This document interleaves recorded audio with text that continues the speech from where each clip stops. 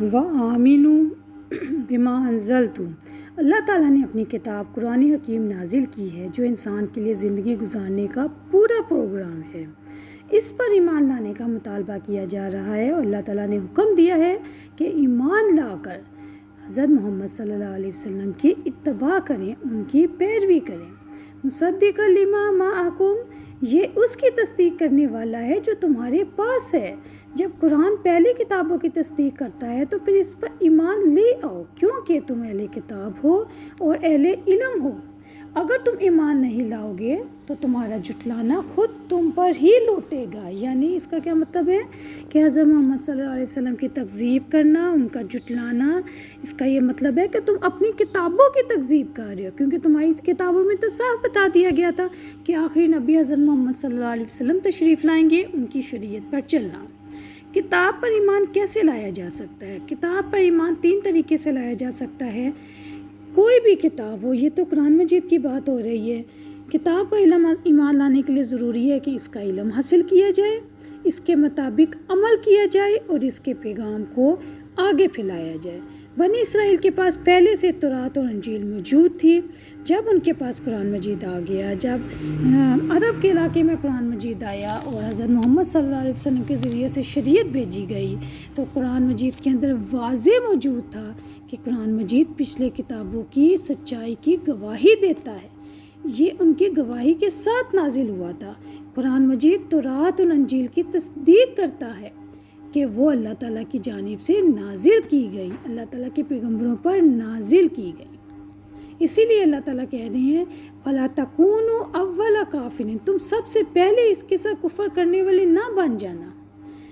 Basically یہاں پہ بتایا جاتا ہے علماء کرام کی تفسیر کی روح سے کہ یہ آیت جو تھی یہ کعب بن اشرف اور دیگر جو یہود کے علماء تھے ان کے بارے میں نازل ہوئی تھی۔ حالانکہ وہ چونکہ یہود کے علماء تھے، تورات و انجیل کے پڑھے ہوئے تھے، جانتے تھے، اس کو سمجھ رکھتے تھے اور ان کو پتہ تھا کہ آخری نبی حضرت محمد صلی اللہ علیہ وسلم عرب کے علاقے میں آئیں گے۔ لیکن جب ان کو حکم ہوا، حضرت محمد صلی اللہ علیہ وسلم کی شریعت ظاہر ہوئی اور حضرت محمد صلی اللہ علیہ وسلم کو نبوت ملی اور ان کو حکم ہوا کہ ان پر ایمان لے آئے، تو وہ سب سے پہلے اس کے انکار کرنے والے ہو گئے۔ حالانکہ ان کو چاہیے تو یہ تھا کہ چونکہ وہ علماء کرام میں شامل تھے، یہود کے علماء میں شامل تھے، ان کو چاہیے تھا کہ وہ خود بھی ایمان لاتے اور عام یہودیوں کو بھی ان پر ایمان لانے کے لیے کہتے، لیکن وہ سب سے پہلے انکار کرنے والے میں سے ہو گئے۔ یاد رکھیں، قرآن مجید سے کفر کرنا نبی اکرم صلی اللہ علیہ وسلم سے بھی کفر کرتا ہے، اور نبی اکرم صلی اللہ علیہ وسلم سے کفر کرنے والا یعنی نبی اکرم کی بات نہ ماننے والا قرآن مجید سے بھی کفر کرتا ہے۔ پہلے کافر بننے کا سے مراد یہ ہے کہ تمہیں علم ہے، تم جانتے ہو، دوسرے نہیں جانتے، تمہیں چاہیے کہ تم عمل کرو، تم ایمان لاؤ اور دوسروں کو بھی سیدھا راستہ دکھاؤ۔ یہودیوں نے نبی اکرم صلی اللہ علیہ وسلم کی نبوت کا انکار کیوں کیا؟ یہ آپ لوگوں کے ذہن میں لازمی کویسچن آ رہا ہوگا کہ آخر وہ پڑھے لکھے تھے، ان پہ آسمانی کتابیں اتری تھیں، تو ان کو تو پہلے ایمان لانا چاہیے تھا۔ اس کی کیا وجہ تھی؟ پیاری بہنوں، اس کی وجہ یہ تھی کہ یہودیوں کے لیے ان کا دین آباء و اجداد کا رواج بن چکا تھا۔ جیسے آپ دیکھیں نا کہ ان کے اوپر میں نے آپ کو بتایا ہے کہ اتنی نعمتیں اتری، پھر ان کے آباء و اجداد میں اتنے زیادہ انبیاء کرام اترے، کتابیں، روحانی کتابیں ان کے اوپر اتریں، تو وہ لوگ تکبر کا نشان بن چکے تھے اور وہ سمجھتے تھے کہ اور چاہتے تھے کہ آخری نبی بھی ہمارے میں سے ہے تاکہ ہمارے اوپر ہی نعوذ باللہ نبوت مقرر ہو۔ اس وجہ سے ان کو نبی اکرم صلی اللہ علیہ وسلم کی دعوت پسند نہیں آئی، وہ آپ صلی اللہ علیہ وسلم کے مخالف بن گئے۔ یہودیوں نے دنیاوی مفاد و مصلحتوں کی خاطر آپ صلی اللہ علیہ وسلم کو ماننے سے انکار کر دیا کہ اگر ہم عرب کے نبی کو اپنا نبی مانیں گے، اس کی پیروی کریں گے، اس کی باتوں پہ چلیں گے، تو ہمیں اپنی سرداری کو چھوڑنا پڑے گا۔ اور پیاری بہنوں، اگر وہ اللہ حضرت محمد صلی اللہ علیہ وسلم کی سرداری کو مان لیتے تو ان کو یہ سرداری، احترام، محبت جو لوگوں کی طرف سے ان کو مذہب کی وجہ سے ملی ہوئی تھی چھوڑنا پڑتی، اسی لیے انہوں نے اس کا انکار کر دیا۔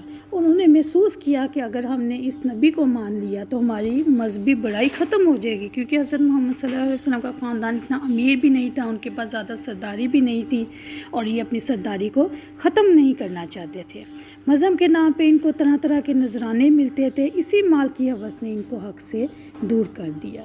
اور پیاری بہنوں، اگر ہم ارد گرد نظر دورائیں تو دنیا میں بھی ہم یہ دیکھتے ہیں کہ جو لوگ کسی مذہبی مقام پر فائز ہوتے ہیں، ان کے لیے اللہ کی دعوت پر لبیک کہنے میں یہ مشکل پیش آتی ہے کہ وہ اپنی خود ساختہ عزت کی جو مسند ہے اس کے اوپر سے اترنا ہی نہیں چاہتے، وہ اپنی زندگی کا ڈھانچہ ہی نہیں بدلنا چاہتے، وہ اپنی مرضی چھوڑ کے اللہ تعالیٰ کی مرضی کے مطابق زندگی ہی نہیں گزارنا چاہتے۔ ان کے لیے مذہبی مقام بنانے والوں کے لیے انتہائی مشکل ہو جاتا ہے کہ وہ اللہ کی بات پر لبیک کہیں۔ وَلَا تَشْتَرُوا بِآيَاتِي ثَمَنًا قَلِيلًا، میری آیات کے بدلے تھوڑی قیمت نہ خریدو۔ اس سے مراد یہ ہے کہ دنیا کے تھوڑے سے فائدے کے لیے آخرت کے عظیم فائدے کو قربان کرنے سے باز آ جاؤ۔ رب العزت نے فرمایا، سورۃ نساء آیت نمبر 77، کل متاع الدنیا قلیل، آپ کہہ دیں کہ دنیا کا سامان بہت ہی قلیل ہے۔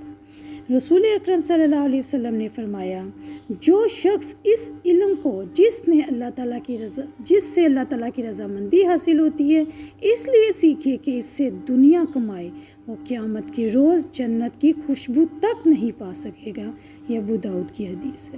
استغفر اللہ، کتنی بڑی وعید سنا دی گئی ہے، لیکن آج اگر ہم اپنے معاشرے پر نظر ڈالیں تو لوگ تھوڑی سی قیمت کے لیے، تھوڑی سی دنیاوی فائدے کے لیے اللہ تعالیٰ کی کتاب کی آیات کو بھی تبلیغ کرنے سے بالکل نہیں گھبراتے اور ڈنکے کی چوٹ پہ یہ غلط کام کرتے ہیں۔